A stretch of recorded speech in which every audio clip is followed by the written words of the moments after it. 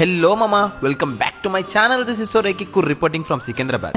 రాబట్టురా. ఈ లౌడల బ్రిడ్జ్ మీద ఓ కారు పోతే ఇంకో బండి పోనికి సందే లేదురా బాబు అంటే, ఇలాంటి బ్రిడ్జ్ మీద కూడా ఇట్లా సొల్లేసుకుంటూ ట్రావెల్ చేసే సుల్లిగాలను 4 దెంగడంలో తప్పే లేదు మా. మంచి మాట మాట్లాడవరా జఫడా. మంచి మాటలతో చెప్తే ఇలాంటి ఉల్లిగాలు అస్సలు వినరు. ఏమంటారు మో? అంతే కానీ ఫస్ట్ టైం ఒక సింహాన్ని చూశాను సార్.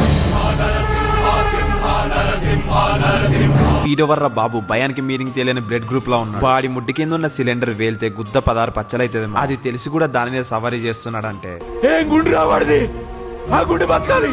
ఈ కోడి మనని చూడగానే దగ్గులో భయం పుట్టి దెబ్బకు గుడ్డు పెట్టేసిందేమో. అగరబత్తి కాదు. చలో దీన్ని సావదెంగి ఇంటికి కేజీ చికెన్ పట్టుకోదామో.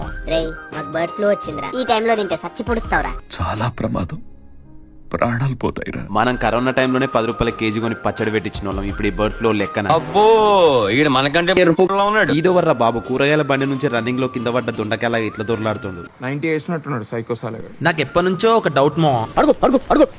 అసలు వ్యాలంటైన్స్ డే ఎందుకు వింటర్ లోనే వస్తుంది? Why not summer? నీకు ఆన్సర్ తెలిస్తే కింద కామెంట్ చేసి పడదేంగి.